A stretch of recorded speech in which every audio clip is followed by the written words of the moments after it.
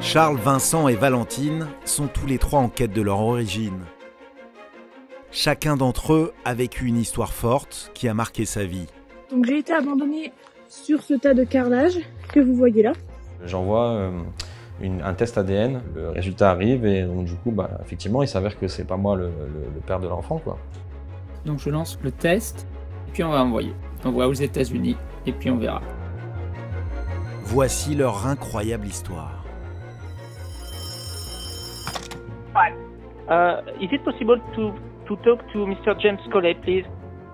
You're talking to him. Go ahead. Là, c'est quelque chose de...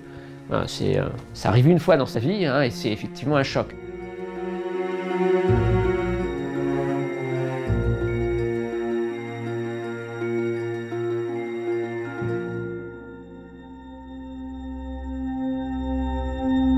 Je suis née le 3 octobre 2001 à Quéry-la-Motte, ou du moins c'est là qu'on m'a retrouvée puisque j'étais abandonnée à la naissance dans un chemin de terre qui longeait la route de Quéry-la-Motte. Donc j'ai été abandonnée sur ce tas de carrelage que vous voyez là, dans ce chemin. Donc ici nous sommes à peu près à 200 mètres de la route. C'était une belle journée apparemment, il faisait aux alentours de 10 degrés, donc pour un mois d'octobre ça va encore. Alors je sais que j'ai été abandonnée vers 9 h, que j'ai été retrouvée vers 16 h, 16 h 30 par un homme qui promenait son chien, que tout de suite j'ai été amenée dans le bar du coin. Juste quand on m'a amenée au bar, je suis devenue bleue parce que forcément autant d'heures quand on vient de naître dehors, forcément on attrape froid. On est allé à l'hôpital, j'avais pas de problème de santé particulier. J'y suis restée un peu, puis j'ai été à la pouponnière. Elle était à Dainville. Et ensuite, 2-3 mois plus tard, j'ai été adoptée par mes parents. Ça faisait 5 ans qu'ils attendaient pour adopter.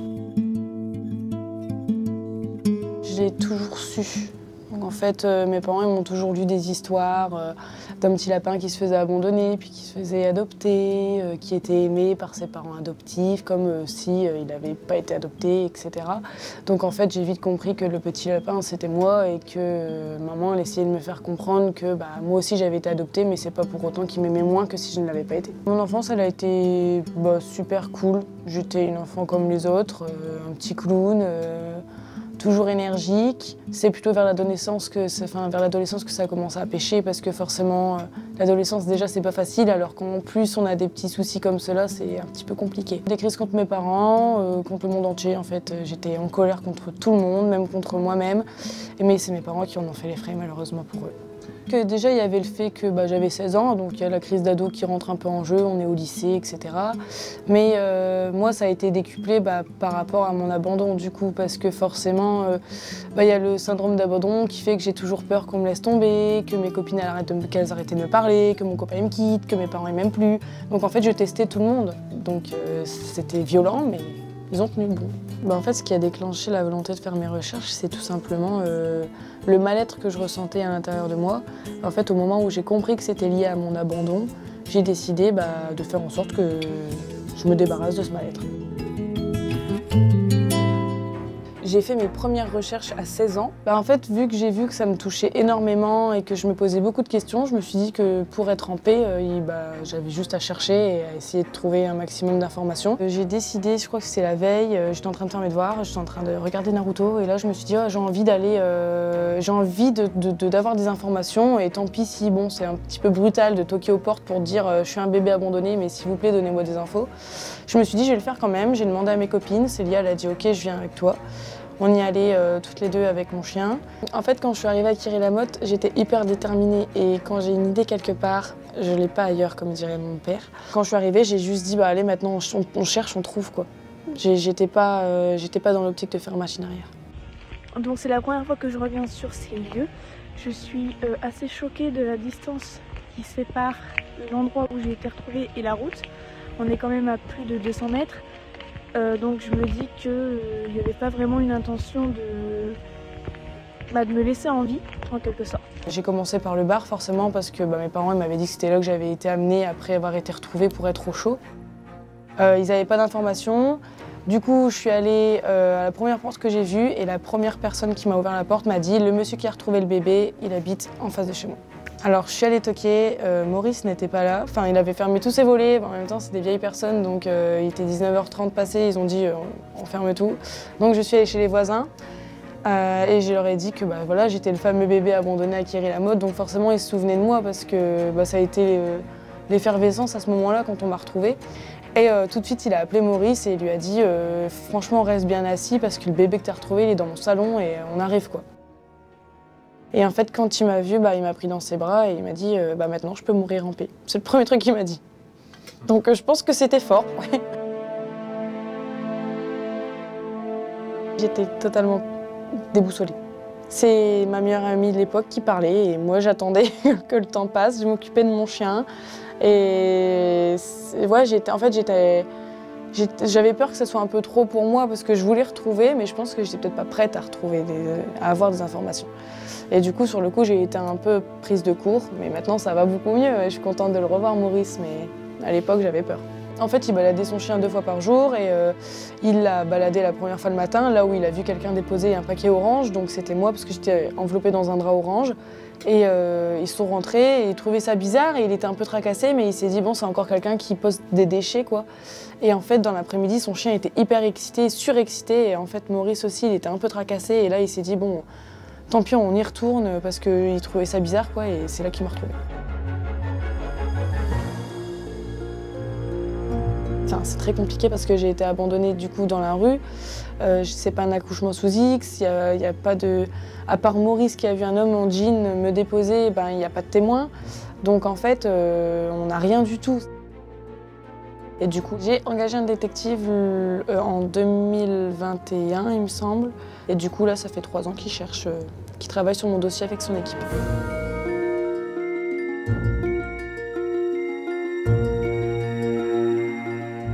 C'est rien à part que bon, bah, peut-être que mon père biologique est issu des gens du voyage, mais c'est la seule chose qu'on peut savoir. Alors quand je pense à mon adoption, je me dis toujours que j'ai eu la chance la plus inouïe au monde. Que j'aurais jamais pu rêver mieux que de tomber sur cette famille-là, dans cet environnement. Et je suis hyper reconnaissante en fait d'avoir eu la chance de tomber sur des parents aussi aimants et aussi attentionnés, parce que j'aurais très bien pu tomber ailleurs. Et du coup, je pense que j'ai vraiment beaucoup de chance. Mes parents ont toujours été là, toujours présents, toujours n'importe quelle heure de la journée, de la nuit, tout le temps. Ils sont tout le temps là et ils me soutiennent à fond dans mes recherches. Ils m'ont jamais dit qu'ils n'étaient pas d'accord ou que je devais me débrouiller toute seule. Non, pas du tout. Ils m'ont accompagnée quand j'ai voulu ouvrir mon dossier. Ils sont déjà venus manger un bout chez Maurice avec moi. Moi, je les aime. J'aime mes parents.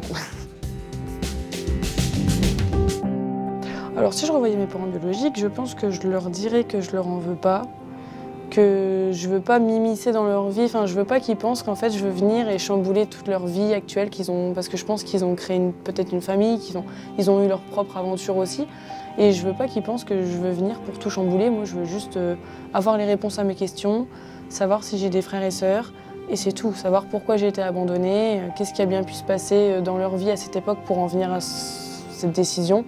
Mais c'est tout quoi, moi après je veux pas créer de lien particulier quoi, j'ai mes parents, ça me suffit. Alors toute mon histoire m'a totalement aidée à me construire en tant que femme. Le fait d'avoir été abandonnée, c'est quand même une énorme part de ma vie, donc c'est ce qui a fait ce que je suis devenue aujourd'hui. Malheureusement, être abandonnée à la naissance, bah, on n'est pas comme tout le monde. On est comme tout le monde, mais notre histoire est différente. Donc forcément, ça m'a fait devenir quelqu'un d'autre, entre guillemets, et j'aimerais pouvoir fermer cette page et ce livre carrément pour me dire maintenant, je suis la personne que je suis maintenant, mais je suis plus celle d'avant.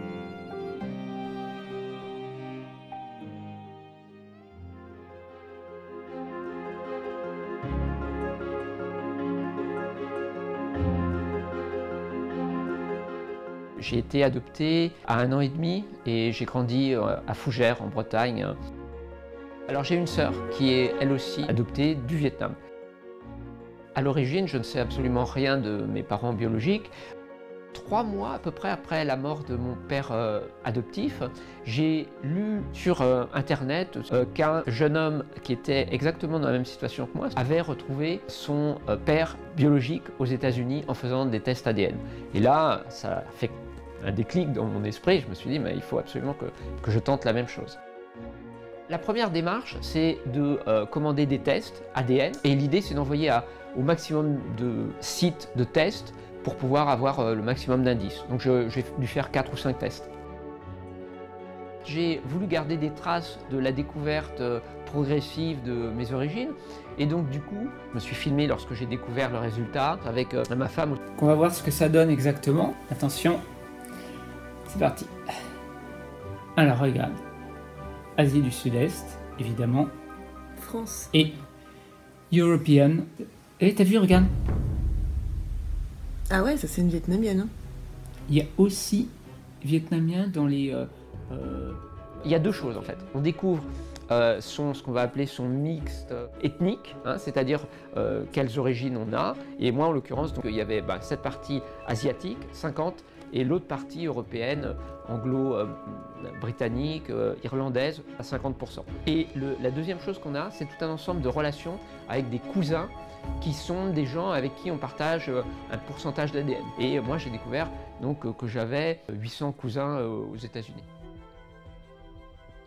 Alors en fait, ce qui s'est passé, c'est que j'étais en correspondance permanente avec des cousines que j'ai retrouvées donc, par ces sites internet, et notamment une en particulier qui était très très forte en généalogie. Un jour m'a envoyé un message et elle m'a dit « On a quelqu'un qui correspond au mariage d'un monsieur X avec une madame Y que tu recherches ». J'ai retrouvé qui ça peut être et donc l'hypothèse la plus forte, c'est que cette personne était mon père.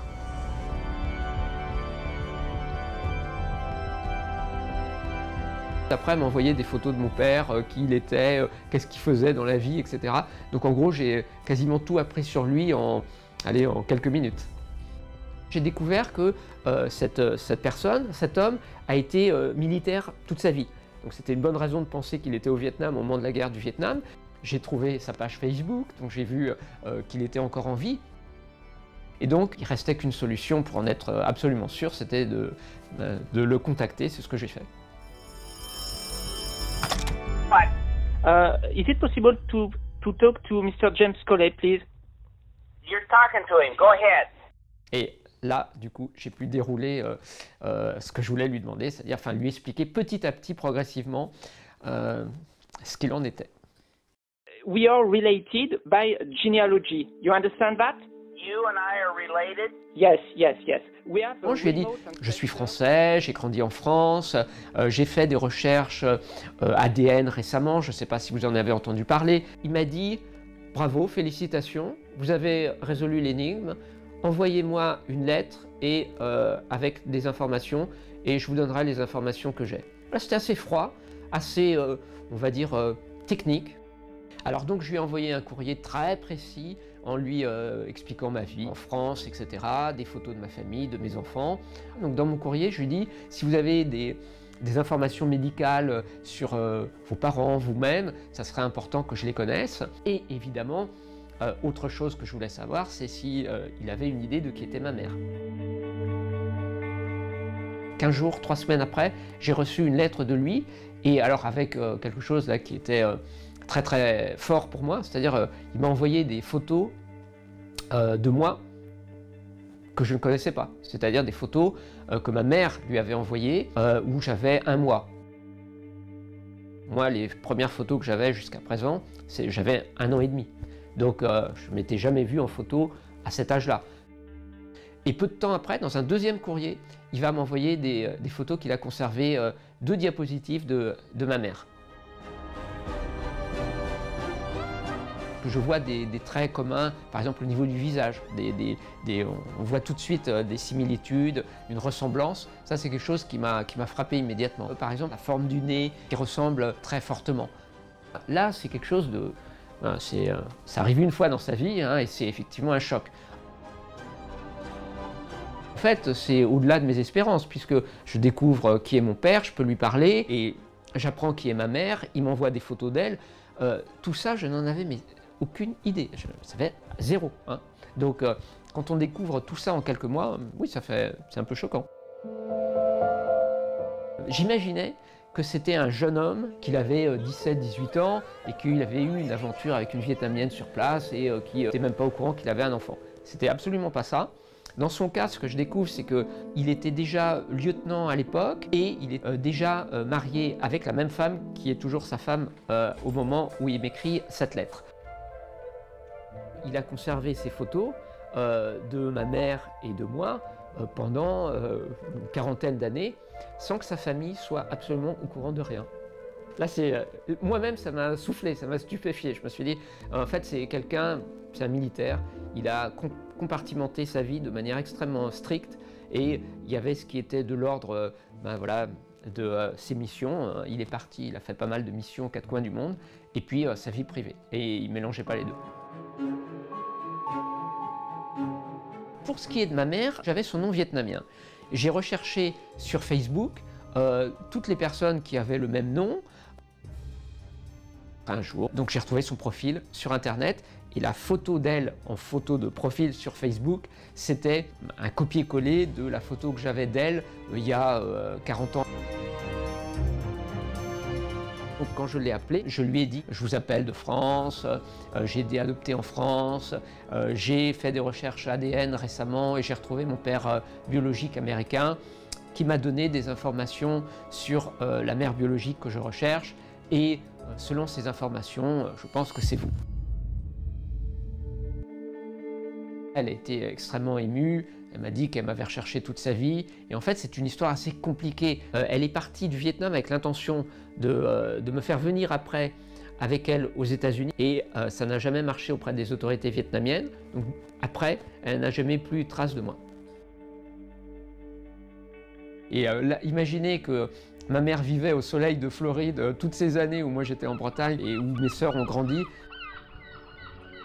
Très vite, hein, on va avoir le désir avec ma mère de se voir. Au moment de l'arrivée à l'aéroport, on est un petit peu angoissé évidemment à ce moment-là de se dire voilà, je vais serrer ma mère dans mes bras pour la première fois. On arrive dans l'aéroport et on cherche où est ma mère et on voit des banderoles avec welcome, voilà, tout un ensemble de gens. Ma mère a fait venir des amis et de la famille. C'est le premier moment où on se voit véritablement. Voilà, c'est un moment évidemment inoubliable qui n'arrive qu'une fois dans sa vie, on peut dire. On est resté 15 jours chez elle et puis donc on a fait le tour de la famille, des amis, etc. Ma mère était enchantée de me présenter à toutes ses connaissances, donc voilà, on a fait le tour des gens qu'elle connaissait. Ce qui est aussi très très fort, c'est que je vais rencontrer Jerry, qui est celui qui aurait pu être mon père et qui avait prévu de m'adopter et de partir avec lui aux États-Unis. Donc ça, ouais, c'est vraiment un moment extrêmement fort de le rencontrer. Alors je devais m'appeler Jerry Berkheimer Jr. Mon nom vietnamien, c'est Dang Viet My et ça veut dire Dang, c'est le nom de famille de ma mère et Viet, ça veut dire vietnamien, My, ça veut dire américain. Alors malheureusement, mon père biologique est décédé il y a quelques temps. Ouais. Autant que je le sache, sa femme n'est toujours pas au courant. Par contre, ses enfants le sont. Et ils m'ont contacté. Mais voilà, on va dire que ça reste très compliqué parce qu'évidemment, ils ont un grand respect pour leur mère. Dans cette histoire, ce qui est assez incroyable, c'est de se dire que moi, mon destin, il a tenu à vraiment un papier des autorités vietnamiennes. Il rajoutait un tampon à un moment sur un document et je ne grandissais pas en Bretagne, mais en Floride.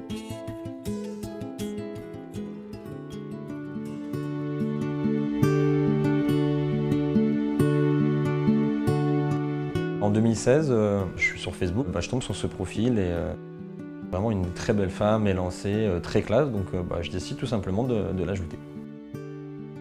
On commence à parler, il y a un feeling qui se fait assez rapidement parce qu'on a les mêmes envies. Elle me dit qu'elle est infirmière, qu'elle gagne bien sa vie. De fil en aiguille, il y a une complicité qui se crée et on décide de se voir tout simplement. La première rencontre, forcément, elle est magique parce que déjà, physiquement, c'est une très belle femme, tout se passe naturellement, donc tout débute très très bien. Au début, c'est vrai que je lui faisais la confiance les yeux fermés parce que je suis quelqu'un d'assez naïf et assez rapidement, j'ai découvert des petits mensonges. Alors déjà, j'ai vu qu'elle adorait plaire, elle se mettait en avant alors qu'elle m'a dit qu'elle était plutôt de nature discrète. Je voyais beaucoup d'argent en liquide, donc forcément une infirmière, ça n'a pas forcément d'argent en liquide. Et puis après, je me suis rendu compte assez vite que finalement elle n'était pas la personne qu'elle prétendait être. J'ai pris son téléphone portable parce que j'avais des doutes. Et j'ai vu qu'elle avait des messages de bar à champagne et ce genre de choses, quoi.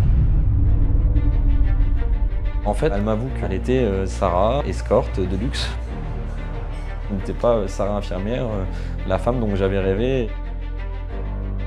Quand je la confronte, finalement, elle nie pas la vérité, quoi. Elle dit oui, c'est vrai, mais voilà, j'avais honte de le dire. Et elle se sent un peu bête, quoi. Elle a envie de rester avec moi, elle me fait des déclarations enflammées, elle me dit que c'est vraiment moi la personne avec qui elle a envie d'être, qu'on a loué quelque chose de fort. Et forcément, malgré tout, ça me fait quand même réfléchir, quoi. En fait, je lui ai demandé d'arrêter ses activités, je n'ai pas laissé le choix parce que sinon c'était la fin de la relation. Finalement, on décide de se laisser une chance quand même, malgré le mensonge, et de repartir sur une base de vérité. Et j'arrive à lui faire entreprendre des démarches pour trouver un travail. Et donc du coup, on va dire que l'avenir, on peut commencer à parler d'avenir à ce moment-là. Assez rapidement, on décide d'emménager ensemble. Mon rêve, c'est d'être papa. Ça pouvait arriver, quoi. Je me suis toujours dit de toute façon dans ma vie que ce soit avec elle ou n'importe qui, si ça arrive et on prendra la décision en fonction de ce qui se passe, quoi. Au bout d'1 an de relation, elle m'annonce qu'elle est enceinte. Et à ce moment-là, je suis le plus heureux des hommes parce que c'était mon rêve. Finalement, la situation, elle est stabilisée, je me sens bien avec elle. Donc je me dis que vraiment, on est parti pour toute notre vie ensemble, quoi. Ma fille, elle naît le 1er juin 2017. Il y a énormément d'émotions. Tout de suite, je la prends dans mes bras, donc on va dire que la connexion se fait instantanément. Et voilà, c'est un des plus beaux jours de ma vie. Le fait d'être papa pour la première fois, c'est une fierté, c'est un accomplissement personnel, et ça donne aussi un sens à ma vie, tout simplement. Au bout de 3-4 mois, alors que tout se passe bien, je découvre que ma fille commence à devenir métisse et avoir des cheveux crépus. Ça me fait vraiment un choc parce que je me dis que c'est pas possible, quoi, parce que moi je suis blanc, elle est blanche, moi j'ai pas d'antécédents dans la famille, elle a priori non plus. Quand je commence à avoir des doutes, j'en parle à ma compagne, mais elle me dit que je suis fou, elle me dit que c'est n'importe quoi, elle me fait passer pour un fou, quoi. J'essaie encore de trouver on va dire des excuses ou des solutions pour me dire que en fait ce que je vis c'est pas vrai. Je me dis que peut-être je me trompe et peut-être que c'est un hasard aussi. J'ai pris quelques semaines de recul par rapport à la situation. Elle part chez ses parents et moi pendant ce temps-là en fait j'envoie un test ADN parce qu'en fait en France c'est pas légal, donc il faut le faire à l'étranger et j'envoie ça en Angleterre. Le résultat arrive. Effectivement il s'avère que c'est pas moi le père de l'enfant, quoi. Quand je découvre ça, c'est un choc, je commence à pleurer, et moi je suis tout seul, quoi. Quand je reçois les résultats et j'ai l'impression d'être sur le canapé et j'ai l'impression d'être assommé, quoi. J'ai l'impression que tout s'écroule, quoi. Elle m'avoue qu'Eleanor est la fille d'un de ses clients, enfin, c'est ce qu'elle pense en tout cas. Je suis assez choqué. D'un autre côté, je me dis que c'est mieux parce que je me dis que si c'est un de ses clients, il va jamais chercher après, quoi. Je me dis qu'il va peut-être même jamais le savoir. Au début, j'ai essayé de le retrouver pour savoir déjà si elle me disait la vérité, si c'était vraiment un client ou alors une relation qu'elle a eue. Et puis après, j'ai laissé tomber. J'ai dit de toute façon, s'il doit réapparaître, il réapparaîtra et ça sera comme ça. Il arrive qu'à un moment donné où il faut prendre une décision parce que l'enfant il est là, il demande après moi, moi elle me manque aussi, qu'est-ce que je fais, quoi? Je décide du coup de considérer Eleanor comme ma fille, vraiment, malgré qu'elle ne soit pas de mon sang. Quand on prend l'âme, on prend les branches, et puis vu que j'ai quand même malgré tout des sentiments pour Sarah, je décide de reprendre tout le monde à la maison, quoi. J'avais pas peur de m'autoriser à l'aimer parce que je l'aimais déjà, mais j'avais peur de me sentir coupable si je l'abandonnais. J'avais peur de regretter mon choix et je ne savais pas comment gérer la situation. Après, pendant plusieurs mois, en fait, finalement, tout se passe bien puisqu'on se dit qu'il y a des problèmes dans toutes les familles, dans tous les couples et qu'on va réussir à surmonter ça ensemble. Mais voilà, en 2019-2020 à peu près, on se sépare avec Sarah. Aujourd'hui, ma fille, elle a 7 ans, tout se passe bien. Elle est à l'école, elle est en CE1 et elle est épanouie. À l'école, les gens sont assez moqueurs et ça commence très tôt. Les gens lui ont demandé très tôt pourquoi elle était métisse alors que son papa et sa maman étaient blanches. Moi, je lui ai dit la vérité, je lui ai dit que j'étais son papa de cœur et que c'était pas moi qui avais mis la petite graine dans maman. Mais après, pour elle, ça change rien, quoi. Pour elle, elle vit le truc. Après, je pense que plus tard, effectivement, quand elle aura 15 ou 16 ans, elle posera des questions beaucoup plus pointues, je pense. Forcément, j'ai peur que quelqu'un revendique ma fille, même encore aujourd'hui, même si de façon légale, elle ne peut plus le faire. Si un jour elle retrouvait son père biologique, forcément, ça serait un bouleversement dans sa vie. Et déjà que sa vie est compliquée et qu'aujourd'hui, on a trouvé l'équilibre, j'ai pas envie que tout l'équilibre que j'ai créé parte en fumée. Quoi qu'il arrive, peu importe ses décisions, moi j'aurais fait ce qui était le meilleur pour elle. Et j'espère que ça continuera comme ça et qu'elle va grandir et s'épanouir dans la vie.